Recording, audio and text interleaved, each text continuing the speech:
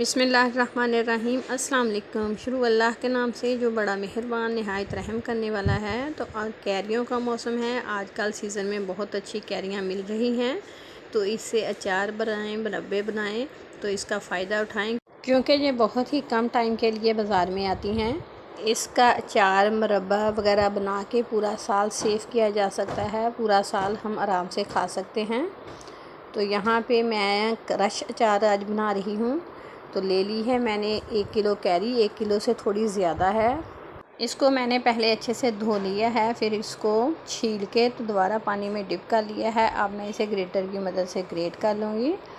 ये अचार तो इतना मज़े का बनता है कि अगर सालन ना भी हो तो रोटी के साथ भी खाया जा सकता है, उबले हुए चावलों के साथ और पुलाव वगैरह के साथ भी बड़े मज़े के से खाया जा सकता है और सारा साल इसे खा सकते हैं। बच्चे बड़े सभी इसे बड़े शौक़ से खाते हैं। तो ये बहुत मज़े का बनता है। जितनी मर्ज़ी क्वांटिटी में ये बना लें तो ये ख़राब नहीं होता, सेफ़ ही रहता है।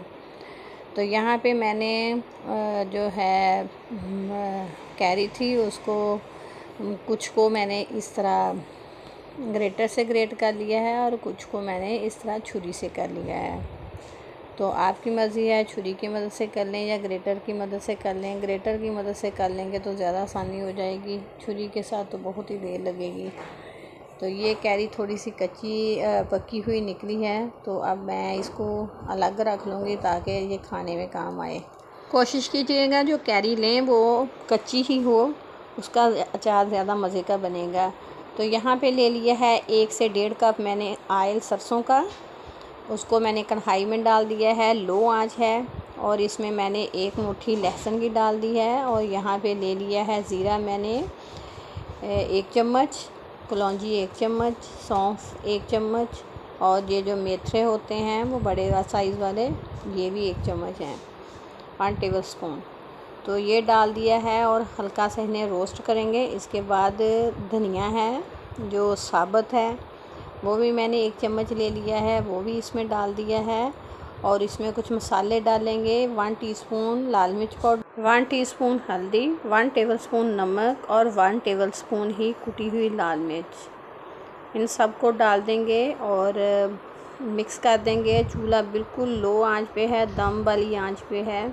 अगर लगे कि ऑयल हमारा ज़्यादा गर्म हो गया है तो उसमें थोड़ा सा ऑयल डाल दें, पानी नहीं डालना, सिर्फ ऑयल डाल दें तो उसका टेम्परेचर डाउन हो जाएगा।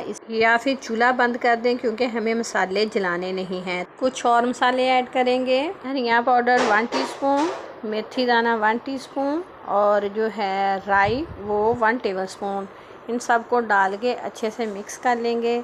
तो यहाँ पे मसाले हमारे सारे रेडी है। तो अब हम इसमें कैरी डालेंगे जो अभी हमने क्रश करके रखी थी। कैरी को इसमें डाल देंगे और हम अच्छे से मिक्स कर लेंगे। आप देख सकते हैं चूल्हा हमारा कितना स्लो है, बिल्कुल दम वाली आंच पे है, चाहे तो इसे बंद कर दें। तो अब हम इसे मिक्स करेंगे बहुत अच्छे से, मगर हल्के हाथ से। ये इतना इंस्टेंट अचार है कि अभी बनाया और अभी खा लिया, मगर 1 से 2 दिन रखेंगे तो इसका जायका और भी बढ़ जाएगा क्योंकि मसाले सारे इसमें जज़ब हो जाएंगे।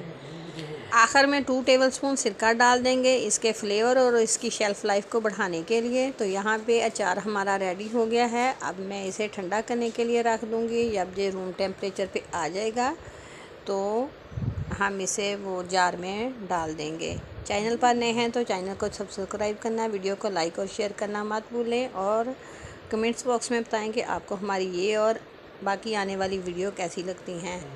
तो यहाँ पे अचार हमारा ठंडा हो गया है, तो अब मैं इसे जार में डाल दूँगी।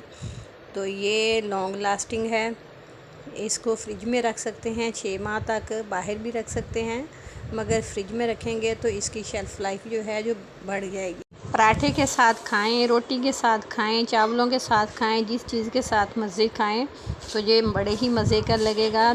जिस बर्तन में डालना हो वो पहले से साफ़ धुला हुआ और खुश्क हो, और निकालते वक्त चम्मच जो है वो साफ़ डालें, तो ये अचार कभी भी ख़राब नहीं होगा। आप इंजॉय करें, हमें इजाज़त दें ऐसी ही आसान मज़ेदार वीडियो तक के लिए। अल्लाह हाफ़िज़।